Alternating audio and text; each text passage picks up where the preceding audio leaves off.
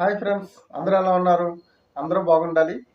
Welcome to my YouTube channel జీవిత పరమార్థం.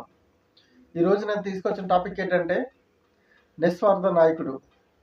అంటే స్వార్థం లేనటువంటి నాయకుడు, ప్రజల కోసం పనిచేసే నాయకుడు, అతని యొక్క ఆలోచనలు ఏ విధంగా ఉంటాయి అనే అసలు నాయకుడు అంటే ఎలా ఉండాలి, నాయకుడు ఆలోచన విధానం ఏ విధంగా ఉంటుంది అనే క్లియర్ కట్ ఎక్స్ప్లెనేషను ఈ వీడియోలో ఇస్తాను. ప్రతి ఒక్కరు కూడా ఈ యొక్క మెసేజ్ విన్న తర్వాత నాయకుడు ఎలా ఉంటాడో, అతని ఆలోచన ఎలా ఉంటుంది, నాయకుడు అంటే ఎలానే ఉండాలా అనే క్లారిటీ మీ అందరికి వస్తుందని భావిస్తున్నాను. ముఖ్యంగా ప్రతి దేశంలో కూడా, ప్రతి రాష్ట్రంలో, ప్రతి జిల్లాలో, ప్రతి మండలంలో, ప్రతి గ్రామంలో కూడా నాయకుడు అనేవాడు కంపల్సరీ ఉంటాడు. నాయకుడు అనే పదానికి నడిపించేవాడు అని అర్థం. అంటే ప్రజలందరినీ కూడా ఒక సరైన బాటలో, సరైన మార్గంలో ఒక మంచి జీవితాన్ని ప్రసాదిస్తూ, మంచి నడవడికతో ముందుకు తీసుకెళ్లే వ్యక్తిని నాయకుడు అని అంటారు. నిజానికి మరి ఈ నాయకులు ప్రస్తుతం మనం చూసుకున్నట్లయితే రాజకీయ నాయకులని మనం సంబోధిస్తున్నాం. అసలు నిస్వార్థపరుడైనటువంటి నాయకులు ఎలా ఉంటారో, స్వార్థపూరితమైన నాయకులు ఎలా ఉంటారనే విషయాన్ని నేను ఈ వీడియోలో తెలియపరుస్తాను. ప్రస్తుత తరుణంలో, నేటి సమాజంలో నాయకులు ఎలా ఏర్పడుతున్నారంటే, డబ్బు ఇచ్చి జనాల దగ్గర ఓట్లు కొనుక్కొని వాళ్ళ నాయకులుగా గెలుపొంది జనాలకు చేయవలసినటువంటి పనుల్ని అక్రమంగా దోచేసుకుంటూ గ్రామాలు, నగరాలు, రాష్ట్రాలుగా అభివృద్ధి పరచవలసినటువంటి అనేక వనరులన్నీ కూడా దొంగల వలె దోచేసుకుంటూ వాళ్ళ ఆస్తులు కూడబెట్టుకుని తరతరాలు కూడా కూర్చుని తిన్న తరగనటువంటి ఆస్తిని వాళ్ళు ప్రజల దగ్గర నుంచి దోచేసుకుంటున్నారు. అలాంటి వాళ్ళని ఈరోజు మనమంతా కూడా నాయకులుగా సంబోధిస్తూ వాళ్ళకి జేజేలు కొడుతూ వాళ్ళ వెనకాల తిరుగుతున్నాం. నిజానికి నాయకులు వాళ్ళు చెప్పుకునే విధానం ఏంటంటే, ప్రజాసేవకులం, ప్రజల కొరకే పనిచేసేటువంటి సేవకులం మేము అని చెప్తూ ఉంటారు. ప్రస్తుతం ఒక గ్రామ సర్పంచ్, గ్రామాల్లో నిలబడినటువంటి సర్పంచ్కి నెలకి 6,000 జీతం వస్తుంది ప్రభుత్వం తరపు నుంచి. ఒక ఎంపీటీసీ కానీ, జడ్పీటీసీకి కానీ ఇంచుమించు 8,000 నుంచి 13,000 నెలకి జీతం వస్తుంది. ఈ రోజుల్లో ఆ జీతంతో వాళ్ళు బ్రతకగలరా అని ఒక క్వశ్చన్ మనకు వస్తుంది. నెక్స్ట్ లెవెల్ చూసుకుంటే ఎమ్మెల్యేలు, ఒక్క ఎమ్మెల్యేకి జీతం ఇంచుమించుగా 2,50,000 జీతం ఉంటుంది నెల. పైగా వాళ్ళకి అలవెన్సులు, రెంట్ అలవెన్స్, స్కూల్ పిల్లల అలవెన్స్, లేదంటే వాళ్ళకి కార్ అలవెన్స్, మీటింగ్ అలవెన్స్, భోజనం అలవెన్స్, ఇవన్నీ కలిపి టోటల్గా అయ్యి ఒక 2 లక్షల నుంచి 3 లక్షల మధ్యలో వస్తుంది. మొత్తంగా ఒక ఎమ్మెల్యే నెలకు తీసుకునే జీతం 5 లక్షలు ఖచ్చితంగా ఉంటుంది. ఒక ఎంపీ 1,00,000 నుంచి 1,50,000 జీతం ఉంటుంది. వాళ్ళ అలవెన్స్లు కూడా ఇంచుమించుగా 2 లక్షల దాకా ఉంటుంది. ఆయన కూడా నియర్లీ 5 lakhs మంత్లీ గవర్నమెంట్ దగ్గర నుంచి జీతం తీసుకుంటూ ఉంటాడు. ఒక ముఖ్యమంత్రి చూసుకున్నట్లయితే అతనికి కూడా ఇంచుమించుగా 3 నుంచి 3.5 లక్షల జీతం వస్తుంది ఒక నెలకి. తర్వాత అలవెన్స్లన్నీ కూడా కలిపి ఒక 3 లక్షల దాకా ఉంటుంది. ఇంచుమించుగా 5 నుంచి 6 లక్షలు ఒక ముఖ్యమంత్రి కూడా ప్రతి నెల కూడా జీతం తీసుకుంటాడు. ఈ విధంగా చూసుకున్నట్లయితే మొత్తం ఉన్న గ్రామాల్లో ఉన్న సర్పంచులు, ఎంపీటీసీలు, జడ్పీటీసీలు, ఎమ్మెల్యేలు, ఎమ్మెల్సీలు, ఎంపీలు మరియు ముఖ్యమంత్రి వీళ్ళంతా కూడా కలిసి ఒక రాష్ట్రం నుంచి కొన్ని వేల కోట్లు జీతాలుగా వాళ్ళు పొందుకుంటున్నారు. వాళ్ళ యొక్క పదవి కాలం ఇంచుమించుగా 5 సంవత్సరాలు ఉంటే వాళ్ళు ఇంచుమించుగా వాళ్ళు కోట్లలోనే వాళ్ళు ఆదాయాన్ని పొందుకుంటున్నారు. ఇంచుమించుగా ఒక 5-6 కోట్లు వస్తుందనుకుంటే ప్రస్తుతం వాళ్ళు రాజకీయాల్లోకి రాకముందు ఎంత ఆస్తి ఉంటుందో దానికి 1కి 100 రెట్లు డబల్గా ఆస్తులు పెరిగిపోతున్నాయి. ఈ తీసుకుంటున్న జీతాలు వాళ్ళు బతకడానికే సరిపోతాయా, లేదంటే ఆస్తులు కూడబెట్టడానికే సరిపోతాయా, వాళ్ళ లగ్జరీ లైఫ్కి సరిపోతాయా, వాళ్ళ పార్టీ కోసం ఖర్చు పెడుతున్నందుకే సరిపోతాయా? మరి ఇంతలా చేస్తున్నా సరే అధికంగా కోటాను కోట్ల డబ్బు ఎక్కడి నుంచి వచ్చేస్తుందంటే, ఎవరు పిచ్చోళ్ళారా, మన డబ్బే అదంతా కూడా మీరు చెమటోడ్చి కష్టపడి కడుతున్నటువంటి పన్నుల రూపంలో గవర్నమెంట్కి చెల్లిస్తున్న ప్రతి రూపాయిని కూడా ఈ నాయకులందరూ కూడా దొంగతనంగా దొబ్బేస్తున్నారు. ఒక గ్రామంలో కానీ, ఒక నగరంలో కానీ ఒక రోడ్డు వేయాలంటే ఇంత డబ్బుని శాంక్షన్ చేస్తారు. ఆ డబ్బు అంతా కూడా దానికి ఖర్చు పెట్టకుండా మధ్యలో ఉన్న దళారులు కానీ, నాయకులు కానీ పర్సంటేజ్ లెక్కన దోచేసుకుని వాళ్ళ ఆస్తులు కూడబెడుతున్నారు.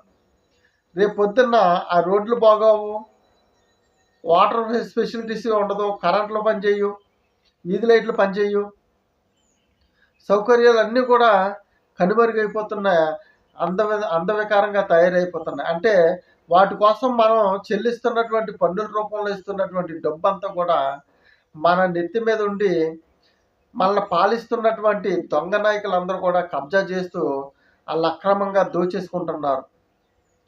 దీనిని ప్రశ్నించకపోవటం మనుషులుగా మనందరి తప్పు.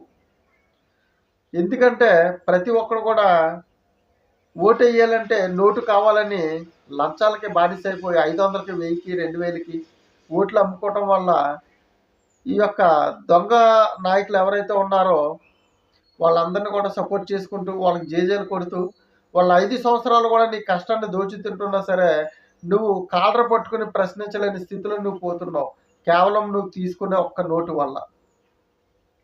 దానివల్ల నీ భవిష్యత్తు, ఈ యొక్క గ్రామాల భవిష్యత్తు, రాష్ట్ర భవిష్యత్తు, రేపు పొద్దున్న రాబోతున్నటువంటి పిల్లల భవిష్యత్తు కూడా సర్వనాశనం చేస్తున్నారు ఈ యొక్క ముఠా నాయకులు. అందుకనే నువ్వు న్యాయంగా, నీతిగా ఎవరి దగ్గర రూపాయి ఆశించకుండా నువ్వు ఓటు వేసి నాయకుని గెలిపించావంటే రేపు పొద్దున్న నీ గ్రామానికి కానీ, నీ నగరానికి కానీ అభివృద్ధి పనుల కోసం సంక్షణ అయిన ప్రతి రూపాయిని కూడా వాళ్ళకు వచ్చి పెట్టకపోతే, నీకు సమాధానం చెప్పకపోతే నువ్వు కాలర పట్టుకుని నడివీధిలో లాక్కొచ్చి ఏం చేసే రూపాయి అని 10 మంది కూడా నిలదీసే అధికారం ప్రతి ఒక్క ప్రజా పౌరులకి కూడా ఉంటుందని నేను మనవి చేస్తున్నా.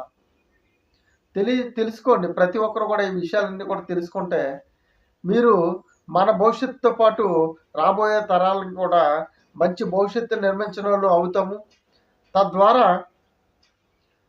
దొంగ నాయకుల్ని ప్రజల సేవకులము, ప్రజల కోసమే బతుకుతున్నామని చెప్పుకునేటువంటి దొంగన కొడుకులను అందరినీ కూడా ఏరి పారేయడానికి ఆస్కారం ఉంటుంది. ప్రజానాయకుడు అంటే జీతాలు తీసుకుంటూ ప్రజలకి చేయవలసిన డబ్బును అక్రమంగా దోచేస్తున్న వాళ్ళని ప్రజానాయకులు, సేవకులు అని సంబోధించడం చాలా చాలా పెద్ద శిక్షగా మనం భావించవచ్చు. చాలా పెద్ద తప్పది, చాలా పెద్ద నేరంగా మనం భావించవచ్చు. నిజానికి నాయకుడు ఎప్పుడు కూడా తన ఆలోచన తన చుట్టుపక్కల ఉండే వాళ్ళందరూ కూడా బాగుండాలి, తన గ్రామం బాగుండాలి, తన జిల్లా బాగుండాలి, తన నగరం బాగుండాలి, తన రాష్ట్రం బాగుండాలి, తన దేశమే బాగుండాలని నిత్యం నిరంతరం కూడా వాళ్ళ గురించి ఆలోచిస్తూ ఉంటాడు. నా కుటుంబం ఏమైపోతుంది, నా భార్య పిల్లలు ఏమైపోతున్నారు, వాళ్ళు కూర్చుని తిన్న తనటువంటి ఆస్తులు సంపాదించాలని ఆలోచించేవాడు ఎప్పుడు కూడా నాయకుడు కాదు, దొంగ. అలాంటి దొంగలను మనం సపోర్ట్ చేస్తున్నాం నేటి ప్రపంచంలో.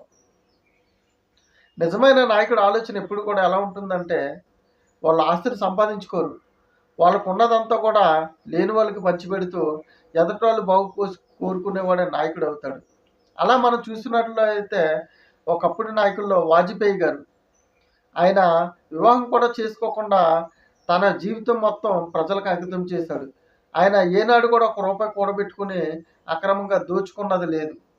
ప్రజల కోసం నిరంకుశ పరిపాలన చేస్తూ ప్రజల కోసం ఎన్నో సేవలు అందించిన మహానుభావుడు వాజ్పేయి గారు.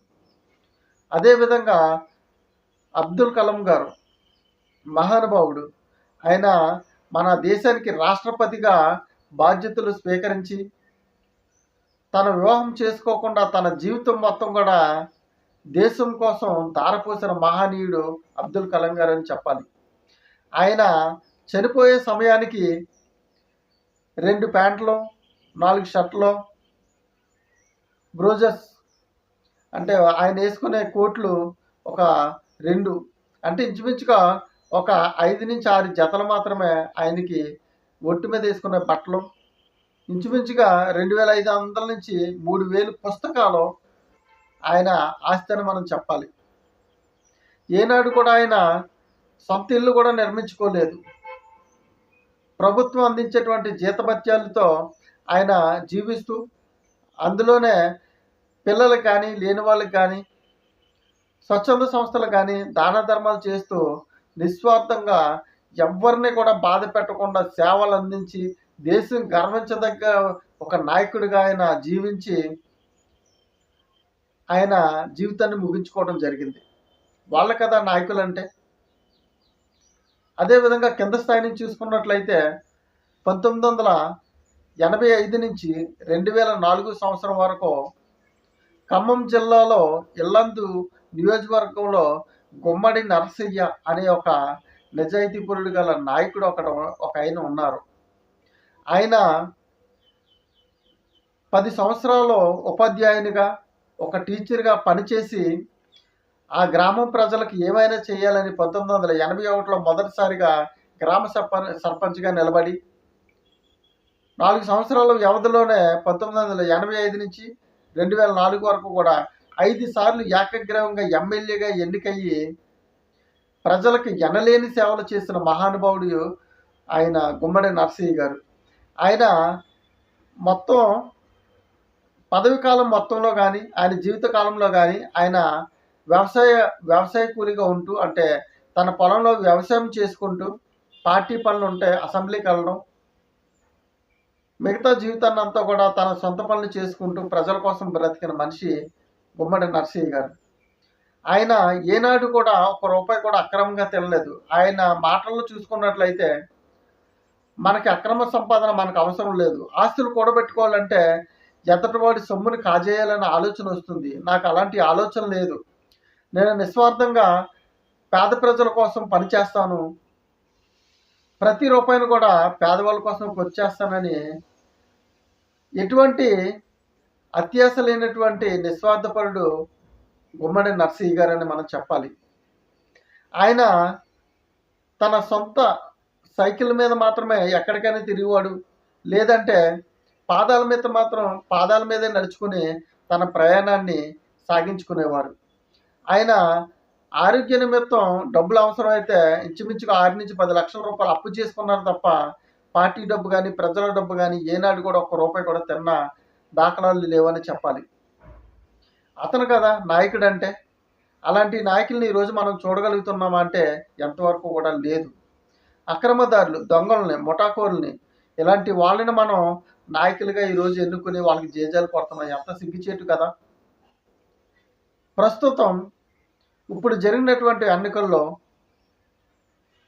తన కష్టాన్ని కూడా ప్రజల మీద జల్లేసి తన కష్టపడి సంపాదించుకున్న ఆస్తినంతా కూడా కష్టంలో ఉన్నటువంటి రైతులకు కానీ పేద ప్రజలకు కానీ